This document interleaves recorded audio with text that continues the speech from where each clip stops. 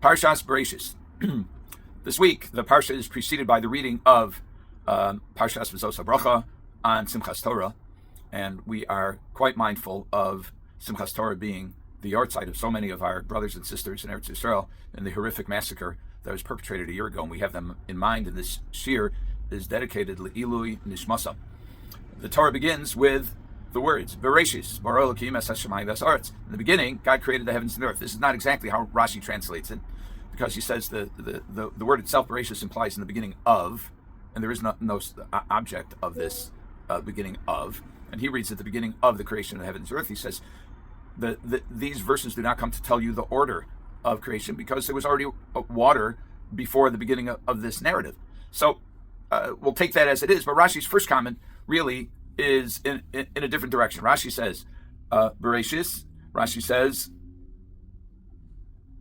Amar Rabbi Yitzchak, quoting a Medrash Tanchuma, Lo haya tzarich lahaskil Torah ela me'achodesh hazeh lochem.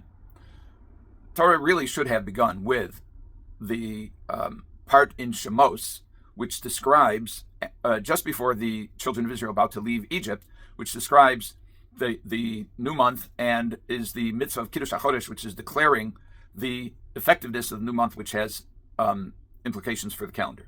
So the Rabbi Yitzchak says it should have begun with that mitzvah. She mitzvah rishonish and it's Tav Yisrael. It's the first mitzvah that the children of Israel, that the Jews were commanded. So then he answers, Matam pasach bereshis. So bereshis. So why did the Torah open with the words of bereshis and the description of the creation of the world? So he quotes a verse from Tehillim Kuf Yud Aleph, which is Psalms 111. This is Pasuk Vav, which is verse 6. Koach ma'asav higid la'amo l'seis lahem nachlas goyim. He declared the power of his works to his people, to give them the inheritance of the nations. What does that mean? So Rashi says, based on this Tanchuma, that if the nations of the world complain to Israel and they say, Listimatem, you're thieves. You conquered the lands of the 7 nations, the nations that occupied the land before the children of Israel went from the Sinai desert after leaving Egypt into the land of Israel and began their kibush, their conquest. So, Heim Amru Lahem, so they should, meaning the Bnei Yisrael, should say to them, Kol ha'aretz shel HaKadosh Baruch Hu. The entire land belongs to the Blessed One, Bihi.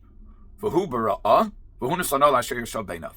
He created it, and he gave it to whoever he desired. B'ritzoso nisano lahem, u'b'ritzoso nitala mehem u'nisano lanu. He gave it to them willingly. It was his desire, and then it was his desire to take it from them and give it to us. This language is actually based on a verse in Yirmiyahu, which is Jeremiah, and it's in 27:5. That's Chav Zayin Hey, in which the prophet Jeremiah says, Anochi asisi es haaretz. This is the prophet in a prophecy, meaning he's quoting the Almighty. Anochi asisi es haaretz es adam ves habehema asher al pnei adam. I made the land, the earth, and man and animals that are on the earth, b'kochi agadol ubizro'i hanetuya, with my great power and my outstretched hand. Unisatiho lasher yoshar beinoi, and I gave it to whoever it, in my assessment, in my eyes, it was appropriate. So this goes to the question of the significance of the right of the Jewish people to the land of Israel.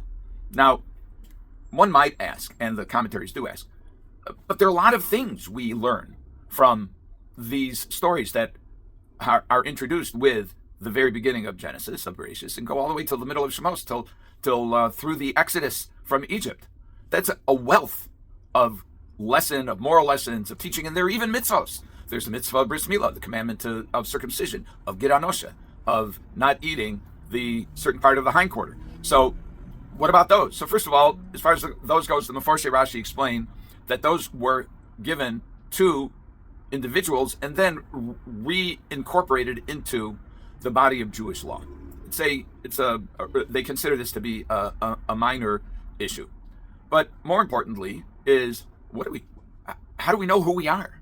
How do we know who the children of Israel are without understanding the creation of the world and the selection of Avraham Avinu, of Abraham, as the agent of the Almighty and his descendants and going into Egypt. This is all very important stuff.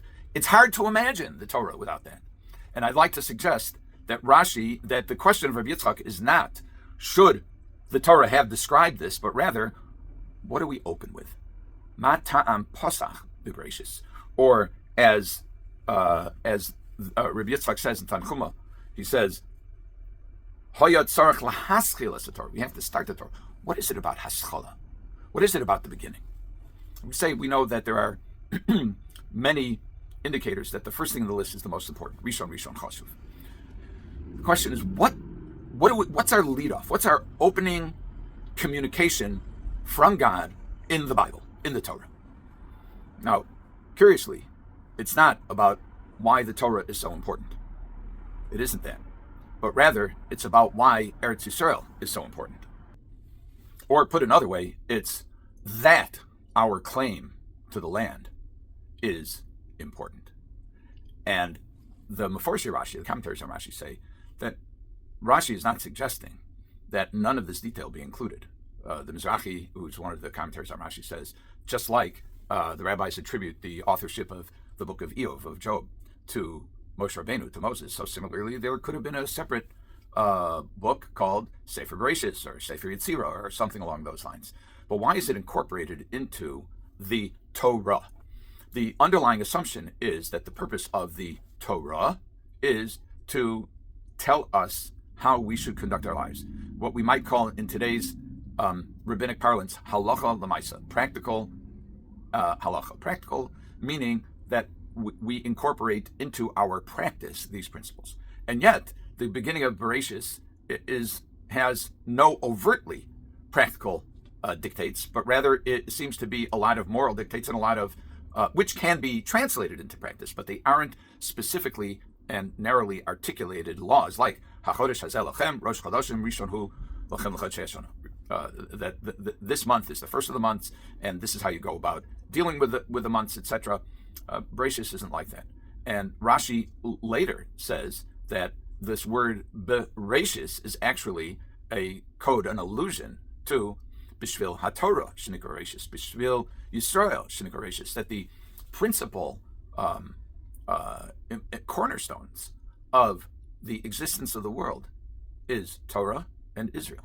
And so we have, it's not a question of should this Mesorah, should these stories be included, should this history of our people be included in the Torah, but rather how should it be included? What needs to be the opening message? And the opening message is, children of Israel, this land is your land. Why is it your land? Because this is God speaking, I gave it to you. I created the world. I am the landlord. I determine who occupies my land. There are times when people other than the Jews occupy the land, but the principal occupiers for whom it is determined that it was designated from the very beginning of creation is the Jewish people. The Jewish people for the land of Israel to be lived according to the Torah of HaKadosh Baruch Hu, which becomes the Torah of Israel. And so we have the three-cornered, or the three-legged stool, if you will, of the people of Israel in the land of Israel on the basis of the Torah of Israel. These three are intimately connected, as is implied by the Torah's usage of the word Bereshis from the very beginning. And it is beyond challenge because Hashem gave it to us. Now, there are those who have suggested in the past that why is it that we would make this argument if people don't believe in the Torah and they don't believe that the Torah is given to the Jewish people? Why would this be in any way persuasive? And the answer is it doesn't need to be. The answer is that we need to assert this as a matter of fact and a matter of right. The land of Israel begins to us. Yes, it is our ancestral homeland. Yes, it was ratified. Our independence, the independence of the state of Israel, was ratified by the United Nations. But all of that is secondary in importance. What is most important is that God created the world, and He dictates who possesses this land, and He dictates that it belongs to the Jewish people. It is our obligation to spread this word, and it's not just for security purposes, and it's not just for diplomatic purposes. It is fundamental to the identity of the Jewish people, that this land, the land of Israel, is the land of Israel. Have a good Shabbos.